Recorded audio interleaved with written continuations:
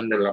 Nahmadullah subhanahu wa ta'ala wa nashkuruh ala hadhihi an-ni'am allati an'amana biha wa insyaallah اليوم سنواصل الدراسة التي أخذناها يوم الجمعة الماضية. تمام؟ فهمتم علي يا طلبة العلم؟ هل فهمتم؟ نعم. نعم أستاذ فهمنا.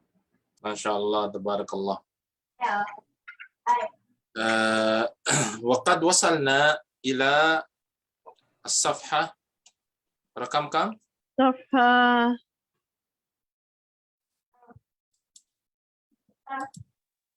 اليوم 21 اليوم. اليوم صفحة 21.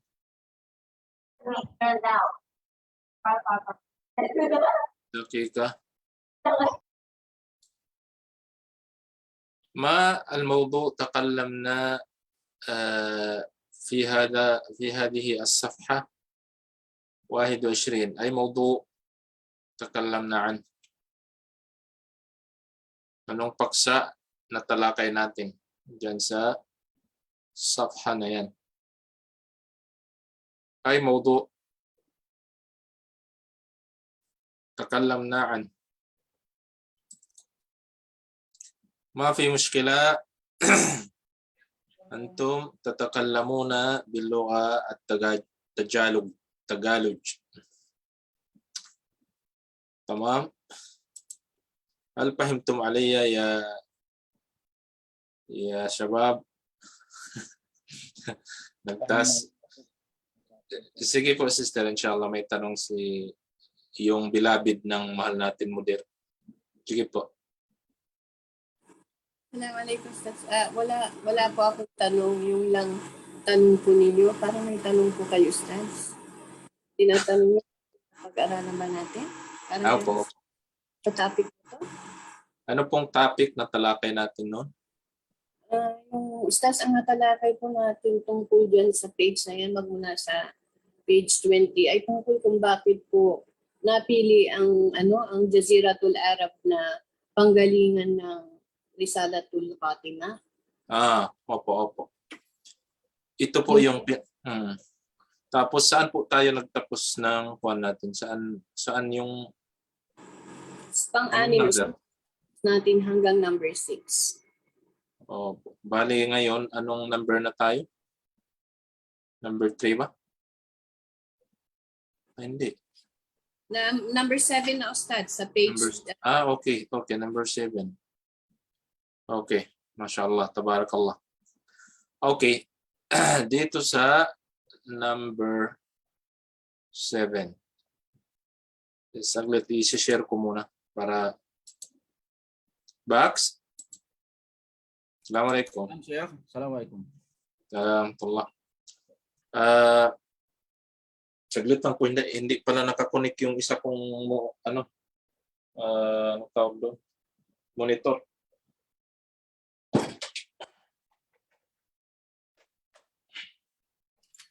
Pero clear naman po, Ustad. Kasi natatabunan pag isa lang monitor ginagamit ko, natatabunan yung May hinanap pa kasi ako diyan sa markets kanina, mayroon chismosa dito sa amin. Sabi may langka daw doon daw sa kusina. Pinuntahan ko doon, wala naman. Kaya tuloy. Plus nilagay ko po sa fridge. Sorry po, nakalimutan ko na. Okay. Sige po, mamaya. Di kompleto yung chismis, Ustad. May chismosa dito sa bahay. Okay, kaya pinuntahan ko muna. Kaya yun, nakaligtan itong monitor. Okay, dito tayo sa yan. Kung nakikita ninyo, mayroon siyang tinatawag na hasya o kaya yung footnote. Okay? Footnote ng, yung iba dyan, wala naman kwan. Yung pinanggalingan lang kung saan kinuha yung mga salita. Okay, pero dito sa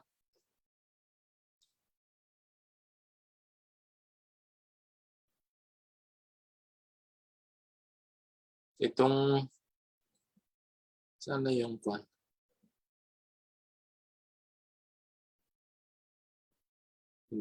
تقاوسة العالم بما يستلزم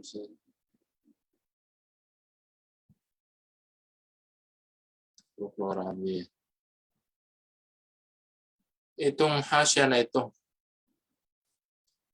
Sabi niya, الدكتور حسن الكمالي الدين يقول في مقدمة البحث ومما يجد. Hindi yun ang gusto natin.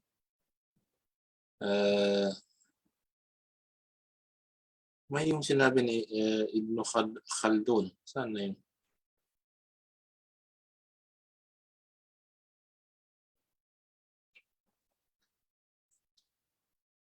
ومما يجدر ذكره في هذه المقدمة أن بعدما وضعت الخطوط الأولى في هذا البحث ورسمت عليها القارات العرضية وجدت أن مكة المكرمة أوكي.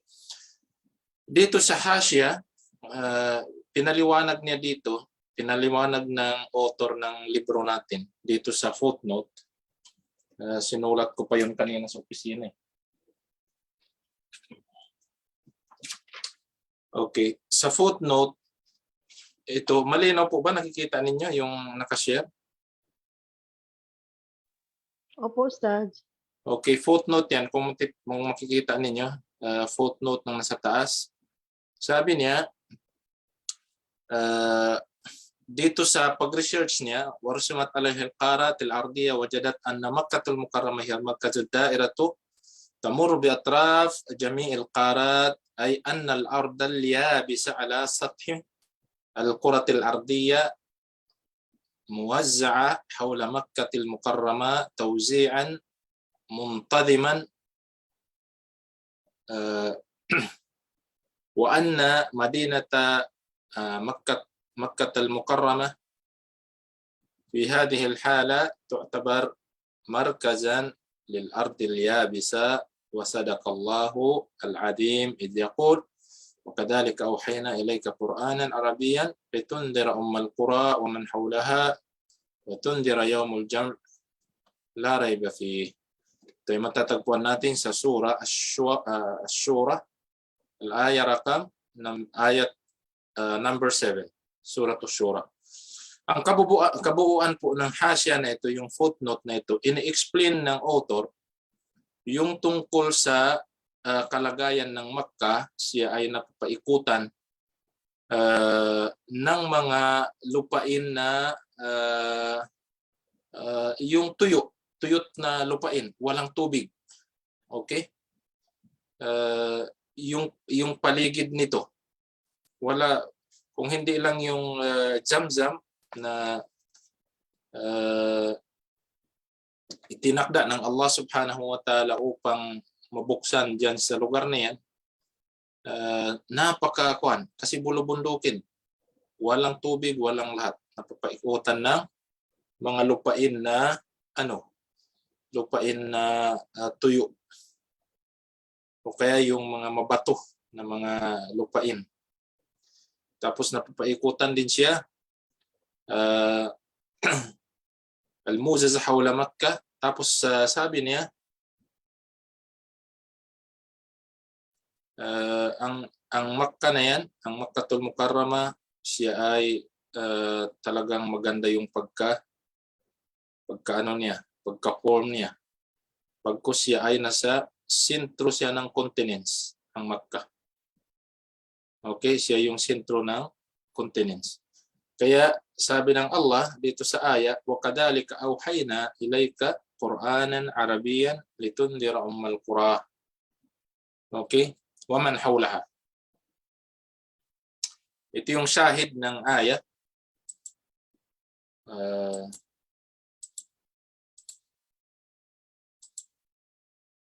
Ito yung shahid ng ayah. Waman hawlaha. Ang Ummul Qura, tinawag din ang Makkatul Mukarrama ay Ummul Qura. Anong ibig sabihin ng Ummul Qura? Ang anong ibig sabihin ng Mother. Mother. Ang Qura. Quran. Aha. Hindi. Ang Qura, plural siya Place. ng qarya. Ang Qura, ang singular niya ay qarya. Ang ibig sabihin ng qarya, village. Okay? Village, qarya. Di ba mayroon dito sa Dubai, qarya alamiya. Global village. Qarya ang tawag sa kanya, qarya alamiya. Global village. Sino nakapunta na sa global village? Wala pa yata. Hindi naman mahilig yata yung mga student ng Markaz magpunta doon.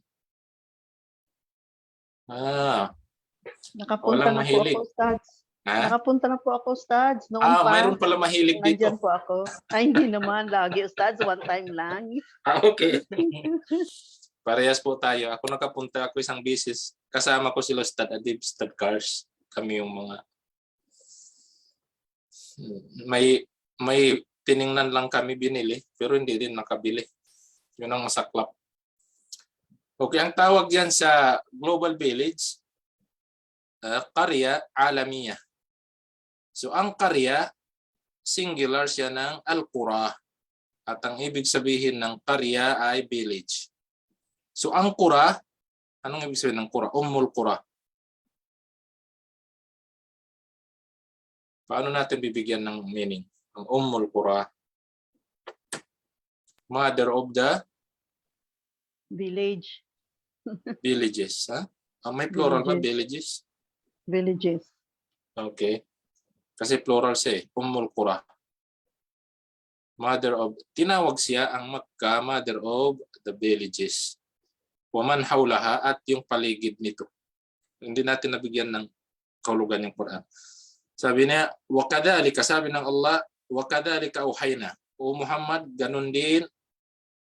Wakadhalika auhayna, sabi niya, sabi ng Allah, ganun din. Nag-rebuild kami sa iyo o kaya nagpadala kami sa iyo ilayka Qur'anan. Nagpadala kami sa iyo o Muhammad ng Qur'an, ng kapahayagan katulad ng pagbibigay namin sa mga propeta na una sa iyo. At ang Quran na yan, ano siya? Arabiyan. Dinitalye talaga ng Allah. Ano ang Quran? Ano ang lingwahe niya? Arabian. Arabiyan. Ibig sabihin, sa lingwahe ng Arabic. Kung maalala niyo na ano natin, na tackle natin, yung Jaziratul Arab, isa lang ang lingwahe niya. Samantala, napakalaking bansa, pero isa lang ang lingwahe. E doon sa atin sa Pilipinas, isang baryo lang, o isang munisipyo lang, ang dami ng lingwahe. So yun ang khasais niya, yun ang bakit siya napili. Arabiyan. Ang Quran ay binaba siya sa lingwahe ng Arabic. Kaya sabi ng mga scholar, ang pag-aaral natin ng Arabic ay wajib. Bakit? Dahil ang Quran, ang lingwahe niya ay Arabic. Litundira, upang magbigay babala. Ummul Qura wa man hawlaha. Magbigay babala diyan sa Makkah at yung palibot niya. Yung palibot ng Makkah. Watundira yawmal jam' la rayba fihi. At magbigay ng babala sa araw na iipunin ng mga tao.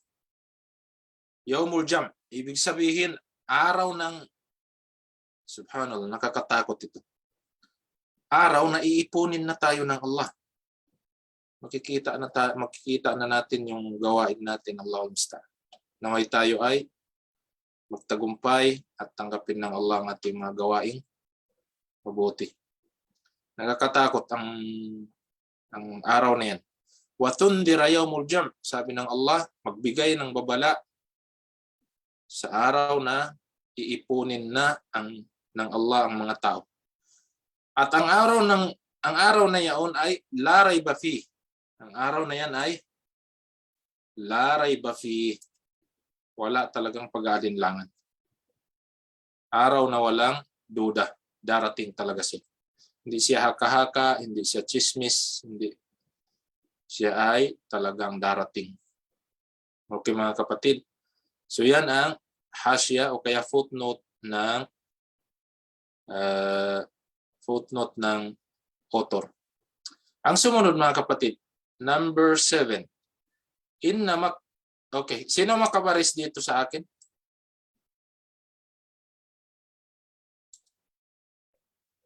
Kay po, Ustad. Sige, ay Abdurrahman.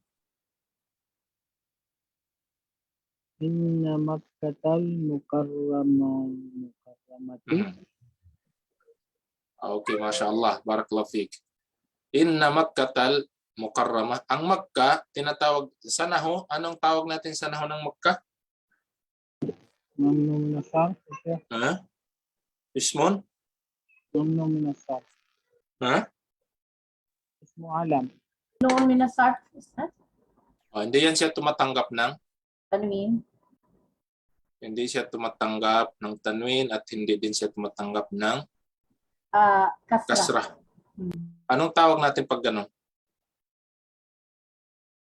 Anong klase yun? Anong klaseng isim yun? Anyway, hindi naman naho yung pag-aralan natin. Layan Sarif, Ustad? Ismong Layan Sarif? Ayun. Ang pinangalanan na niya, Layan Sarif. Ito ay Ismon Layan Sarif. Ang Makkah. Okay? Kahit ang nakasulat dito, fi, halimbawa, anong nangyari?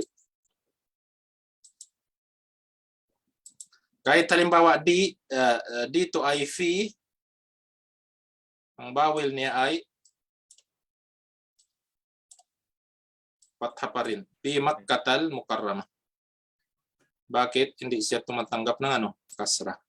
Okay? Inna Makkatal Mukarramah tatamayyaz bi kathratil wafidin 'alayha min az-zuwar al-bayt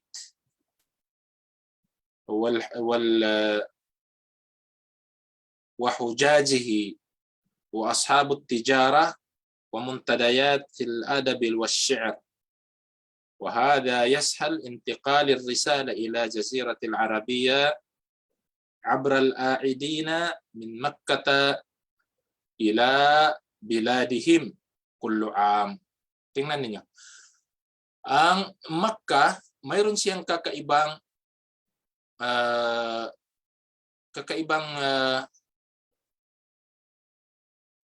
bagay na papaloob sa kanya dahil ang daming mga visitors pumupunta sa kanya.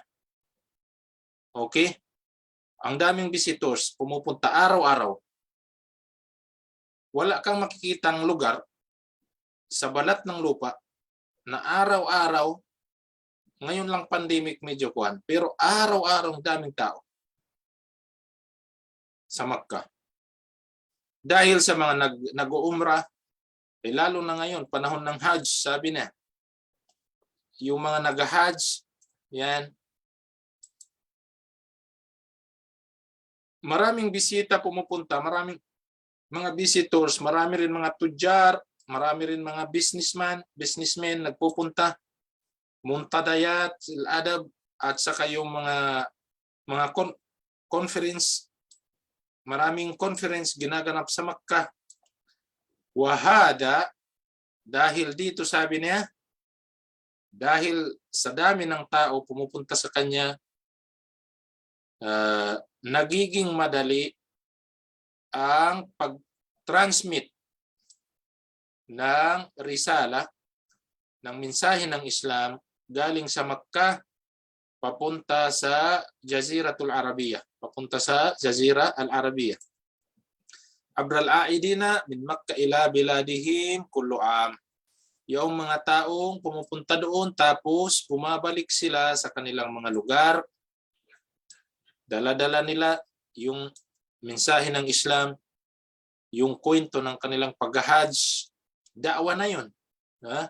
Yung pagdadasal nila sa Makkah, ikukwento nila sa mga tao, yung kaganapan sa kanilang pagbisita, lahat yun ay nagiging dahilan ng pagbilis ng paglaganap ng Islam, ng Risala al-Khatimah o kaya ng Quran at Sunnah ng mahal na propeta sallallahu alaihi wasallam. Malinaw po ba? Inshallah, malinaw yung busis. Alhamdulillah, Ustaz. Opo. Okay. Opo, Ustad.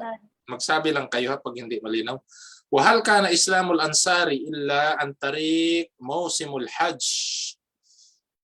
Wahal kanat bay'atul Aqaba illa fi mausimul Hajj. Okay. Sabi niya, ang pagmumuslim ng mga Ansar, yung mga Ansar, ang pagmumuslim nila naging dahilan dahil sa kanilang pagpunta sa Hajj. Okay? Ganon din ang Bay'atul Aqaba. Mayroon kasi yung Treaty of Aqaba na tinatawag. Ito ay mula sa mga Ansar nakipag-pledge sa Propeta Muhammad sallallahu alaihi wasallam. Ang Treaty of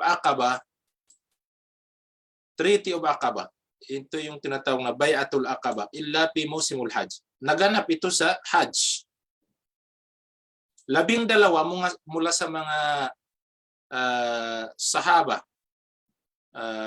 dito sa Bay'atul Aqaba yung nag-pledge sila sa propeta. Ang dami nila, 12 sila. Ang 10 ay galing sa tribe ng Hajraj. Ang 2 ay galing sa tribe ng Aus. So 12 yung nag-alliance sa propeta, nag-pledge sa propeta, pumasok sa Islam, nanangako sila, hindi na sila magtatambal, hindi na sila gagawa ng maksiyah, malaki, hindi na sila, susunod na sila kung anong gusto ng Islam. Ito yung kaganapan sa Bay'atul Aqaba, yung pledge of alliance ng mga Ansar sa propeta na tuluyan nilang iiwanan ang kanilang mga pagsamba sa mga Diyos-Diyosan. Kasama dito sa Bay'atul Aqaba si Zaid bin Thabit, yung qari ng sahaba radiyallahu anhu. Zaid bin Thabit, kasama siya dito sa Bay'atul Aqaba. Anyway, iyan lang ang kabuuan ng tungkol sa pledge of alliance ng mga Ansar sa propeta noong ay panahon ng Hajj.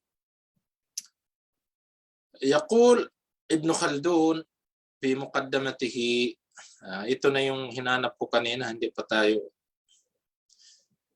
Si Ibn Khaldun, mga kapatid, Yaqul Ibn Khaldun fi muqaddamatihi. Si Ibn Khaldun, mga kapatid, sino nakakakilala kay Ibn Khaldun? Meron bang nakakilala dito sa inyo? Baka hindi ninyo kilala si Ibn Khaldun, kung sino siya. Si Ibn Khaldun, mga kapatid sa Islam, isa siyang Tunisian, Muslim, pero ang akida niya, Sufi, Ibn Khaldun, pero siya ay naging isa siya sa mga known sociology ng Islam, philosopher ng Islam, at siya yung isa sa mga pinakamagaling sa tarikh ng Islam, saka yung mapping ng Jaziratul Arab at yung alam. So alam niya napag-aralan niya yung social behavior ng tao. Yung social behavior ng tao, subhanallah, napakagaling ni Ibn Khaldun. Isa siya sa tinitinggala ng Muslim ummah pagdating sa ganun. Sabi niya, wasukkanuha min al-bashar a'dal ajsaman wa alwanan wa akhlaqan wa adyanan hatta inna nabawat fa innama tujad fi akthar fiha wa lam taqif ala khabri bi'thati fi al-aqalim al-janubiyya wala al-shimaliyya وذلك أن الأنبياء والرسل إنما يختص بهم أكمل النوع في خلقهم وأخلاقهم. Sinabi niya dito, yung anong tawag doon? Wasukkanuha min al-bashar. Ibig sabihin, yung Makkah na yan, yung mga naninirahan dyan, aadal. Ibig sabihin, mga taong, yung mga sinaunang panahon, hanggang ngayon pa rin, sila ay mga makatarungan. Aadal ajsaman wa alwanan, saka matutuwid yung kanilang mga aadal ajsaman, ibig sabihin maganda yung mga kwan nila, maganda yung kanilang mga pangangatawan, wa alwanan, kanilang mga kulay, wa akhlaqan, wa adyanan, kanilang mga pag-uugali, at saka kanilang mga pinaniniwalaan. Subhanallah, sa mundo, alam niyo yung mga Arabo, sila yung naitala na pinaka-generous na mga tao sa buong mundo. Yung mga Arabo. Iwan ko kung papayag kayo doon sa isang libro na basa na ang mga Arabo, sila yung pinaka-generous. Mayroon sa kanila mga madadamot din. Pero ang Arabo, kapag nakapag-generous yan, subhanallah. Papansin natin yan yung mga dito sa namumuhay sa bansa nila. Lalo na pag nalaman nila bagong Muslim, bibigyan ka ng pera. Di po ba? Meron ba nabigyan dito sa inyo? Wala.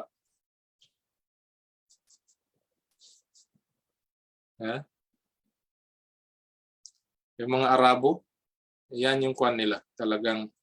So dito rin yung mga, dito rin ang manba ng mga anbiya. Dito ang karamihan ng mga propeta ipinadala ng Allah subhanahu wa ta'ala. Dahil sa ganitong uri ng kalagayan at yung social behavior ng mga tao, kaya pinili ng Allah subhanahu wa ta'ala ang bansa na ito na, o kaya yung Jaziratul Arab, na manba siya ng risala, kaya pinagmulan siya ng risala at mga propeta dahil sa mga magagandang pag-uugali ng mga tao. Mayroon mangilan-ngilan na mga masasama. Hindi naman perfect, pero karamihan sa kanila. Kaya sabi ng Allah subhanahu wa ta'ala, kuntum khayra ummatin ukhrijat linnas. Tingnan ninyo yung aya na ito.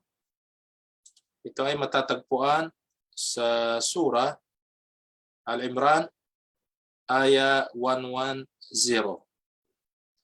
Kuntum khayra ummatin ukhrijat linnas. Sinabi ng Allah, pinatunayan ng Allah na talaga yung Jaziratul Arab, sila yung karapat-dapat ibigay sa kanila ang risala khatimah o kaya ang Quran. Sabi ng Allah, kuntum khayra ummah, kayo ang pinakamainam na nasyon, ipinadala para sa sangkatauhan. Tingnan ninyo yan. Sabi ng Allah, kayo, ang khitab nito, ang address na ito dito sa Jaziratul Arab, mga Arabo. Kuntum khayra ummah ukhrijat linnas. Ang ummah ng Propeta Muhammad sallallahu, ang nasyon niya, khair ummah. Siya yung pinakamainam na nasyon na ipinalabas sa sangkatauhan. وَذَلِكَ لَا يَتِمُّ الْقَبُولُ لِمَا يَأْتِيهِمْ بِهِ الْأَنْبِيَاءُ مِنْ عِنْدِ اللَّهِ وَأَهْلِ هَذِهِ الْأَقَالِمِ أَكْمَلُ بِوُجُودِ الْاعْتِدَالِ لَهُمْ. Kaya sabi niya, hindi magiging kumpleto ang pagtanggap ng mga tao mula sa mga kapahayagan, dala-dala ng mga propeta mula sa Allah subhanahu wa ta'ala, maliban itong mga region na ito ay maganda yung kanilang pakikitungo, maganda yung kanilang pag-uugali. So kaya ang pagtanggap ng mga tao ng risala o kaya ng mensahe ng Islam ay napakagaan at napakadali. Okay? Katulad halimbawa sa atin sa Pilipinas, yung mga Arabo yung nagdala doon sa atin ng Islam. Sila ay mga tujar, sila ay mga businessmen. Paano sila nakitungo sa mga tao? Paano sila namuhay sa loob ng community? Yun ang nagiging pangitain ng mga tao sa kanila na sila ay mga mabubuting tao. Kaya niyakap ng mga hindi pa yata Pilipino ang tawag sa atin noon eh. Ewan ko kung Pilipino na tayo. Maharlikano pa yata tayo. Niyakap ng mga taong Islam doon sa atin dahil sa ganda ng pag-uugali. Kaya mga kapatid sa Islam, napaka-importante ang kagandahan ng pag-uugali. Yung pakikitungo natin, pag-uugali natin. Kahit hindi tayo magsalita na tayo ay Muslim, kahit hindi tayo magsalita na magdadakwa sa kanila, once na maganda yung ating pakikitungo sa mga tao, doon pa lang nakapagdakwa na tayo. Doon pa lang unti-unti natin nahihikayat ang mga tao sa ating relihiyon. Yun lang naman ang purpose natin sa buhay. Maliban sa sambahin natin ang Allah subhanahu wa ta'ala, iparating natin ang mensahe sa pamagitan ng ating mga magagandang pag-uugali, sa pamamagitan ng ating magandang pakikitungo sa mga tao. Hindi tayo naging mabagsik, hindi tayo naging anong tawag doon, balat sibuyas, kumbaga. So yun ang natin mga kapatid, yun ang role natin bilang isang Muslim. Dahil tumutulong tayo sa Islam kung paano ito lumaganap sa pamagitan ng pagtuturo natin ng Quran at Sunnah ng mahal na propeta sallallahu alaihi wasallam. Tayo ay nagtutulungan upang ipahayag sa mga tao ang tungkol sa ating relihiyon.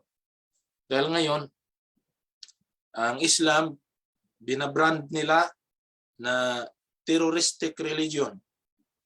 May isang nagkuhan sa Twitter, nag-post siya sa Twitter niya, sabi niya, yun daw yung sa Mindanao daw, hindi masolusyonan kasi mga terorista daw, mga tao. Nagsabi sa kanya mga terorista yung mga tao doon. Paninira lagi. So yan yung binabrand nila lagi ang Islam, ang mga Muslim ay terorista, mga walang pinag-aralan. Mayroon pang isang senador, ang mga Muslim daw hindi marunong gumawa ng pandesal. Tama po ba yun, po Mariam?